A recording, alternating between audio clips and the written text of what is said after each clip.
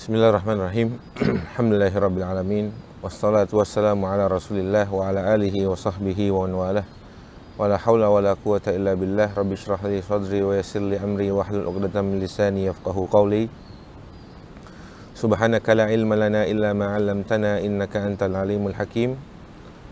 Allahumma anfa'na bima 'allamtana wa 'allimna ma yanfa'una wa zidna ilman yanfa'una fid dunya wal akhirah. Amin summa ma ba'd.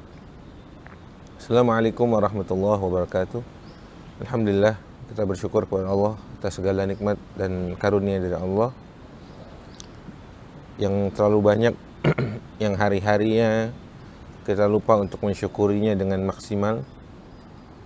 Kita lupa untuk mensyukurinya dengan lisan dan semua anggota tubuh kita. Padahal Allah meminta kita memang untuk mensyukuri nikmatnya dan tidak mencoba untuk menghitung-hitungnya. Salam dan salam kepada Rasul kita Muhammad SAW, kepada keluarga beliau, sahabat beliau, serta umatnya yang setia mengikuti perjalanan dan perjuangan beliau SAW. Sahabat asli yang dirahmati Allah, alhamdulillah masih dalam lanjutan pembahasan kitab Ad-Da' wad Dawa karya Imam Ibnu Qayyim al-Jauziyah rahimahullahu taala. Kemarin di pembahasan sebelumnya atau episode sebelumnya kita sudah menerangkan tentang bahwa seseorang jika melakukan maksiat dan dosa, maka dia sedang membantu atau sedang mensupport setan atau musuh-musuh Allah yang disebut dengan jin, iblis dan sebagainya. Yang saya sudah jelaskan, kita sudah jelaskan kemarin, kita sudah bahas bahwa kita dihadapkan oleh musuh yang kita tidak bisa melihatnya, sedangkan mereka bisa melihat kita. Tapi Allah Azza wa Jalla dengan semua kemurahan Allah, dengan semua karunia Allah, Allah mempersiapkan hal-hal yang kita bisa jadikan bantuan, atau Allah menyediakan bantuan bagi kita untuk menghadapi musuh tersebut. Sebagaimana Allah juga menyediakan tempat medan berperang bagi mereka, bagi kita dengan mereka, yaitu dunia ini. Sepanjang peperangannya sepanjang umur kita. Peperangan melawan musuh Allah yang satu ini, peperangannya sepanjang umur kita, dari sejak kita balik sampai kita menutup mata, sampai kita berpisah dengan dunia yang fana ini. Mari kita lanjutkan pembahasan kita di halaman 229 di paragraf 2 sebelum akhir. Qala al-Imam Ibnu Qayyim rahimahullah ta'ala, fanzur al-an fika ila iltiqa'il jayshaini wa istifafil al-askarain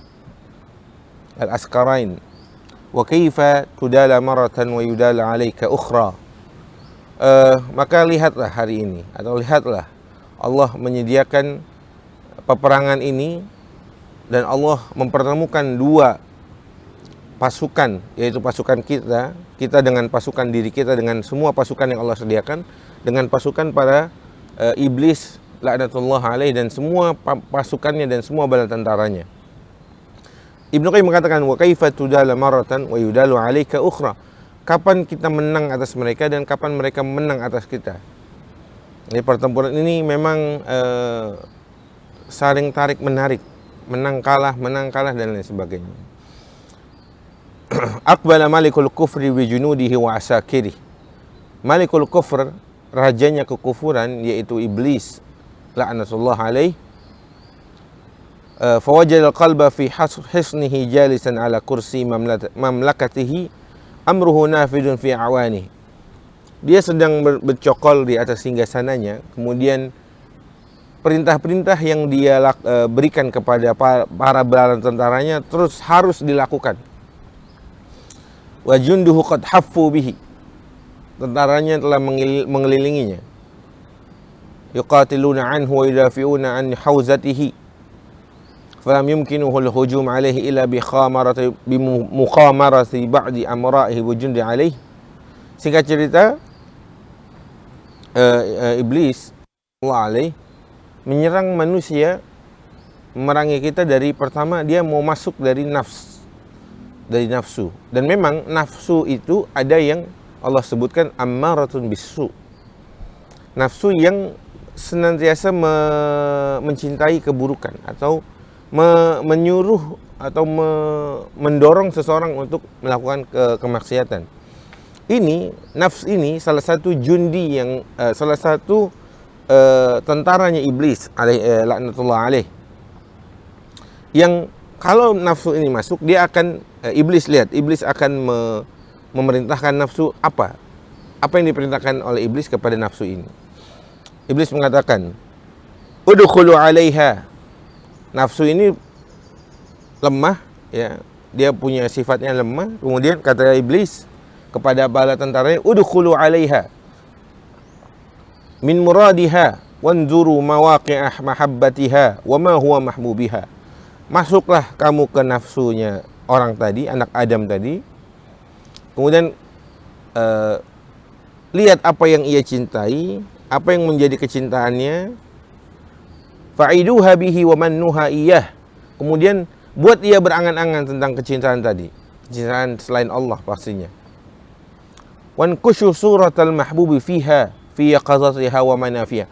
Kata iblis kepada nafsu, kepada bala tentaranya pun setan dan setan, kemudian ukirlah di dalam jiwa mereka kecintaan tentang sosok atau apa yang dicintai manusia itu, sehingga dia keingatan terus, mau di waktu terjaga, di waktu tidurnya dia keingatan terus.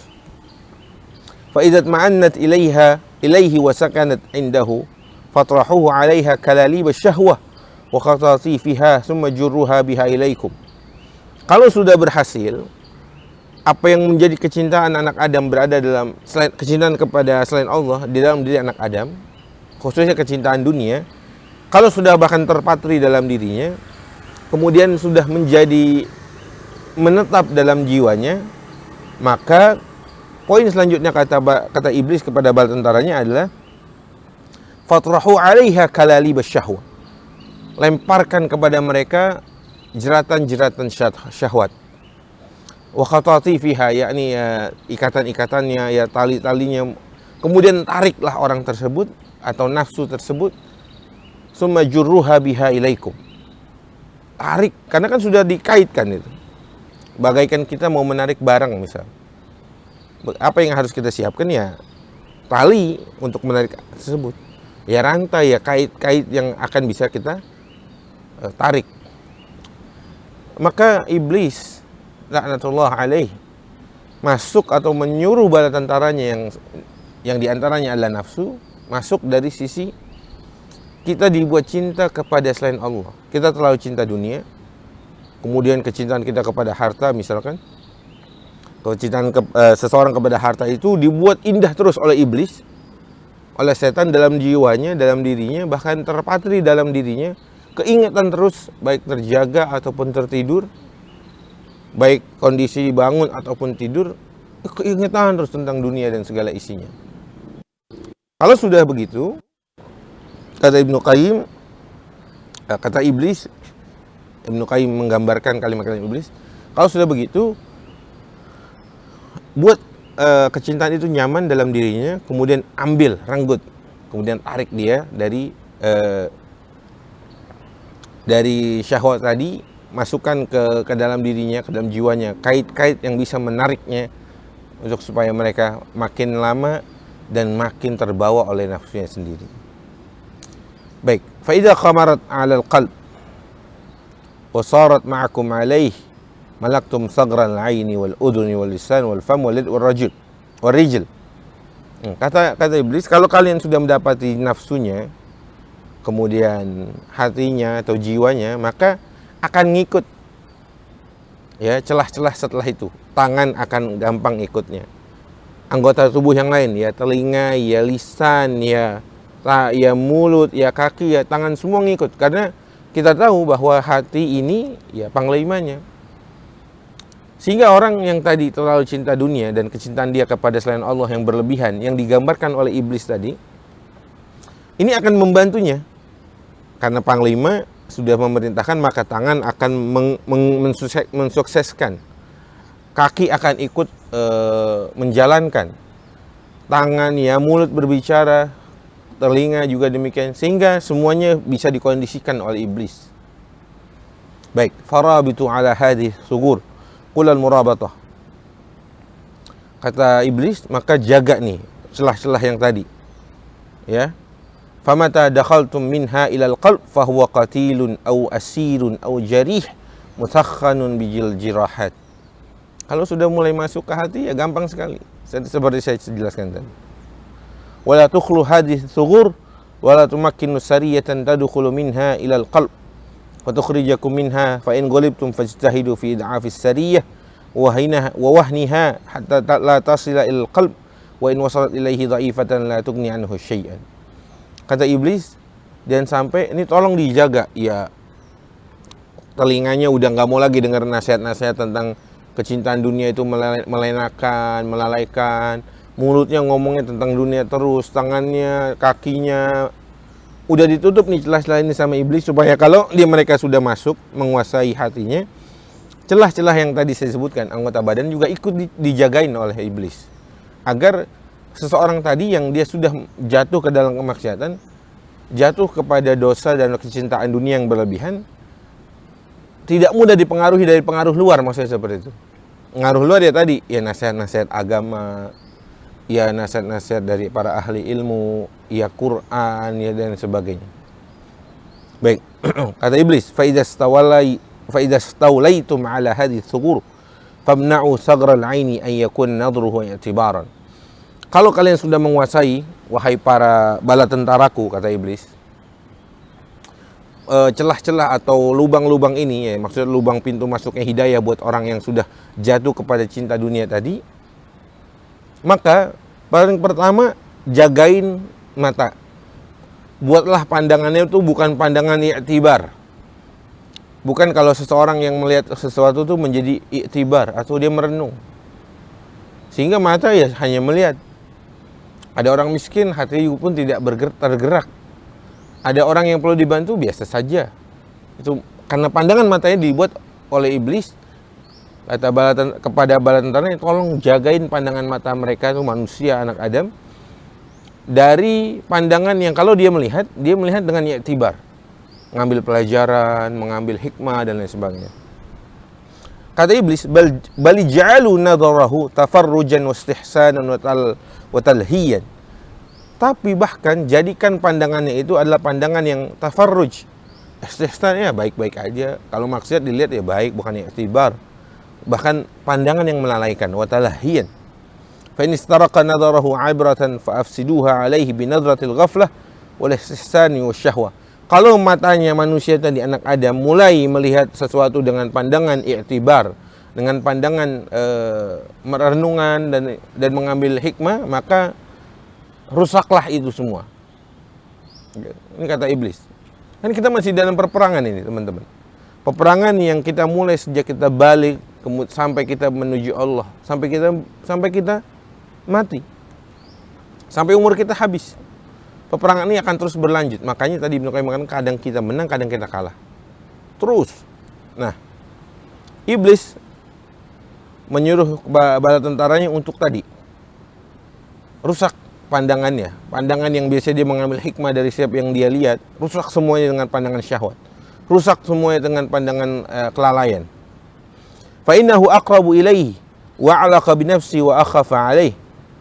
Wadunakum thagral ain fa inna minhu tanaluna baghyatakum fa inni ma afsatu bani adam bi syai'in mithla an-nadhar fa inni abdhara bihi fil qalb badra syahwah thumma asqihi bima'il umniyah thumma la azalu a'iduhu wa umnihi hatta uqawi azimatahu. Singkatnya, iblis mengatakan, saya pun sama.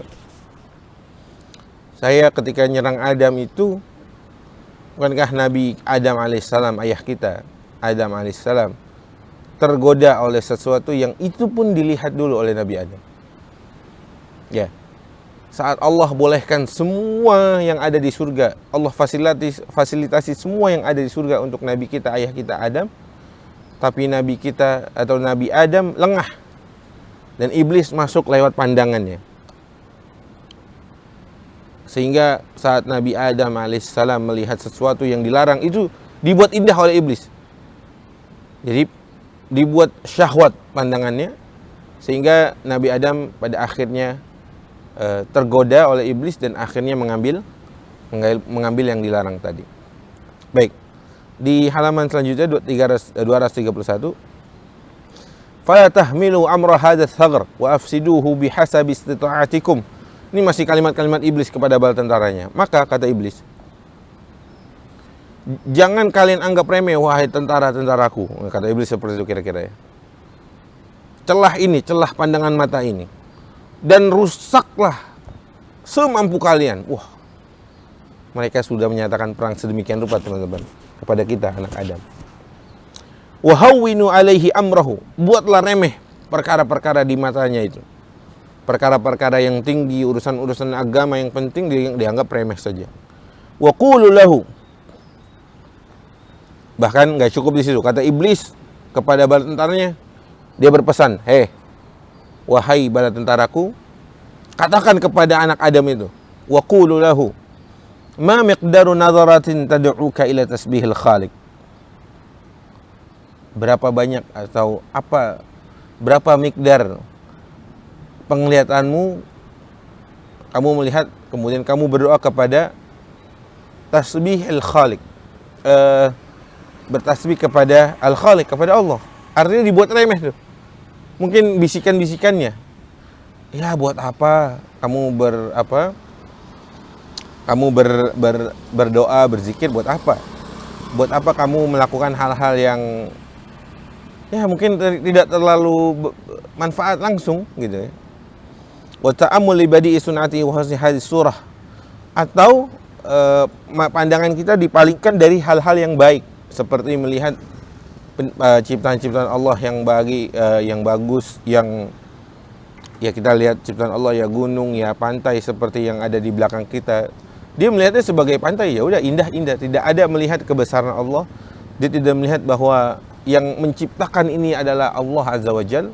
Seperti kita lihat di pantai, mungkin ya datang ke pantai cuma melihat ya udah ada sunrise, ada sunset. Dia nggak tahu kalau di belakang sana atau di balik semua itu ada Allah Azza wa Jal, Al-Khaliq. Baik.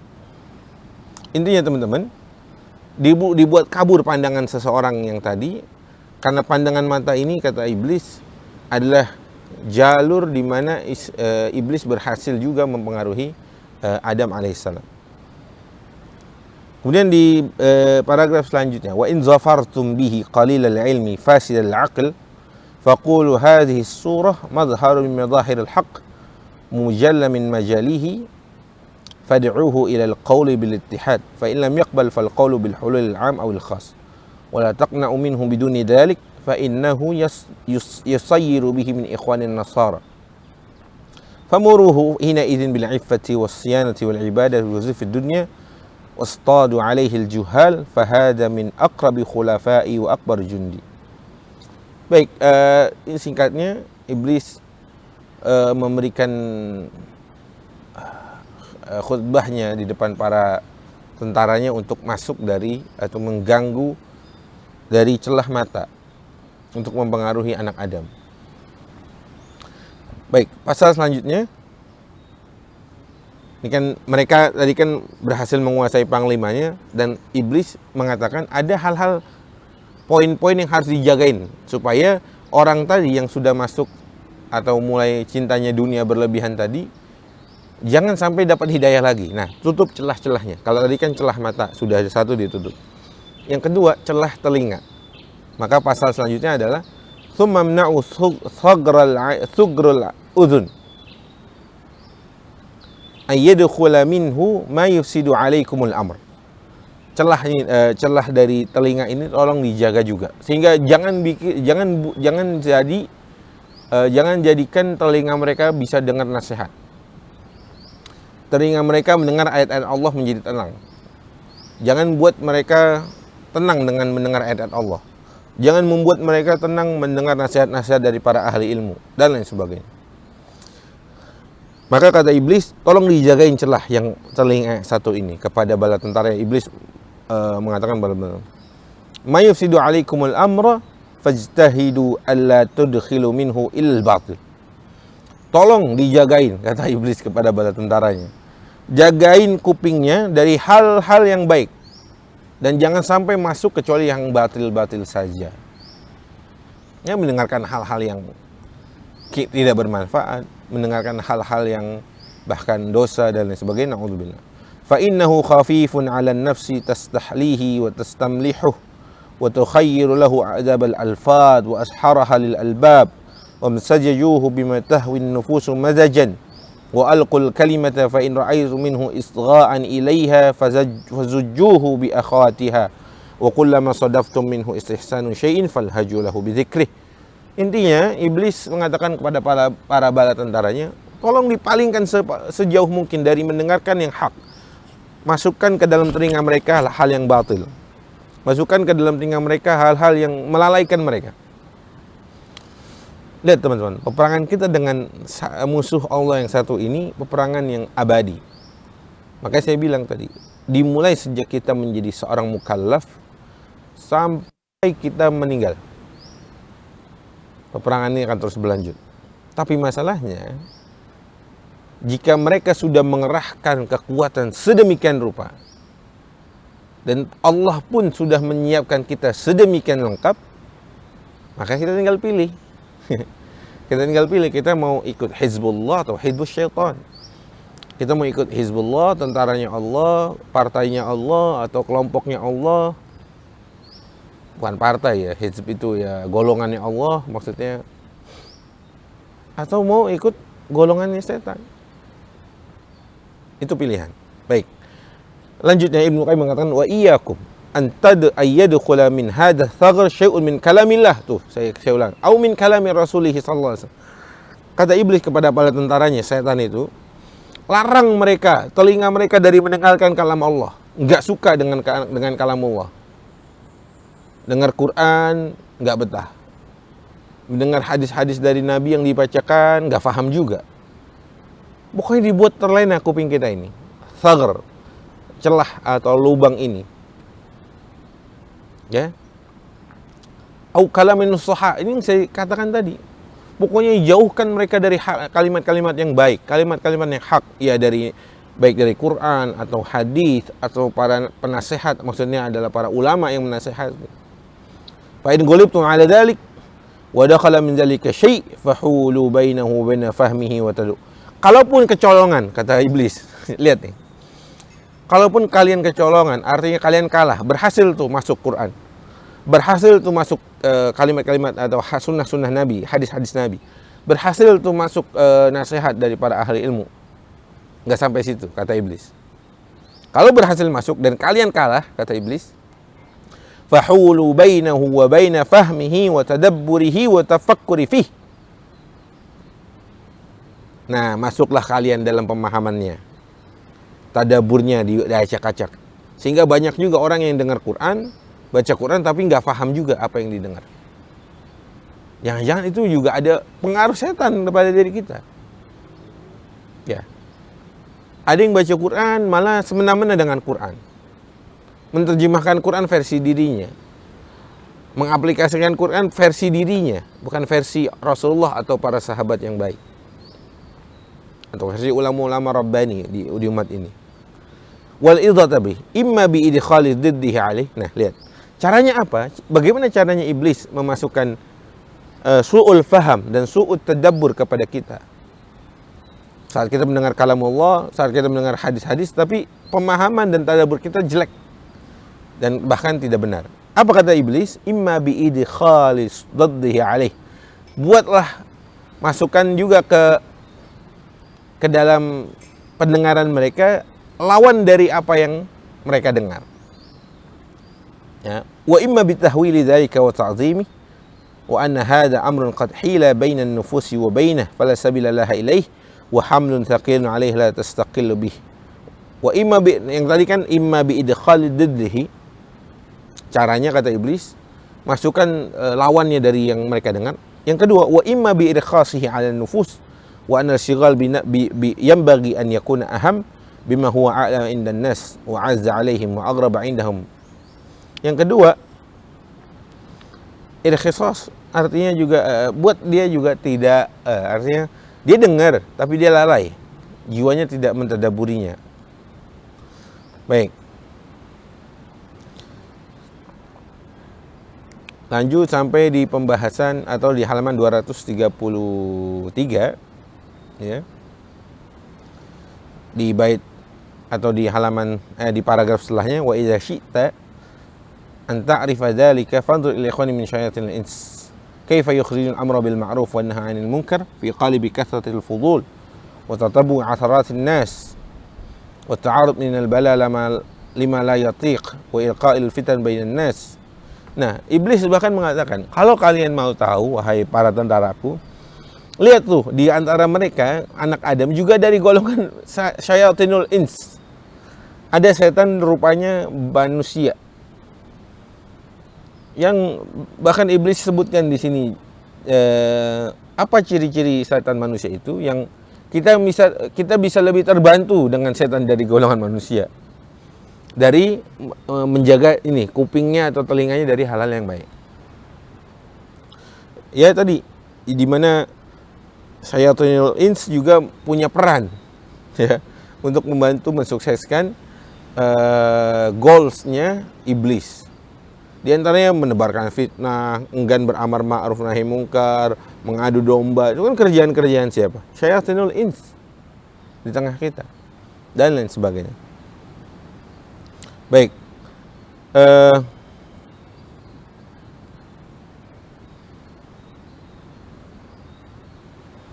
dan lain sebagainya. Ibnu Qayyim panjang lebar dalam hal ini. Kita singkat saja dan kita pindah ke halaman 234. Halaman 234 di paragraf ketiga, wal maksud, sebelum pasal itu, wal maksud anna syaitan qad lazima thagral udhun. Yang dimaksud dari pembahasan panjang tadi, kata Ibnu Qayyim, sesungguhnya setan itu lazima, dia nongkrongin, orang kita bilang kayak gitu, nongkrongin kuping kita ya. Yudkhilu fiha ma yadurul abda wa la yanfa'u, memasukkan ke dalam telinga kita hal-hal yang memudaratkan manusia dan tidak bermanfaat untuk manusia. Wa yamna'u an yadkhula ilaiha ma yanfa'uh, dan mencegah dari hal-hal yang membuat hidup manusia manfaat. Ya, yang manfaat nasihat, yang manfaat ya kajian-kajian ilmu, ya zikir, ya mendengar Quran, ya mendengar hadis, ya nasihat dari para ulama. Buat dia, halangi mereka dari mendengarkan itu. Wa in dakhala bi ghairi ikhtiyarihi afsadahu alaihi. Iya. Kalau memang masuk, ya, kalau memang berhasil masuk, maka buatlah rusak pemahamannya, buatlah rusak apa yang masuk ke dalam mereka. Ya tadi saya katakan bahwa kalaupun seseorang bisa masuk ke dalamnya Al-Qur'an, maka buatlah Quran itu tidak bisa mereka fahami. Buatlah Quran itu, atau buatlah mereka salah memahami Al-Quran dan lain sebagainya. Wallahu ta'ala alam. Kira-kira itu teman-teman yang bisa kita bahas di pertemuan kali ini. Semoga yang sedikit ini bermanfaat dan semoga Allah jaga kita dari gangguan-gangguan dan pengaruh-pengaruh dosa kita, dan Allah jaga kita dari satu musuh Allah musuh Allah dan musuh kita, yaitu iblis dan bara-bara tentaranya. Wallahu ta'ala alam. Semoga yang sedikit bermanfaat. Aqulu qouli hadza wa astaghfirullah li wa lakum. Assalamualaikum warahmatullahi wabarakatuh.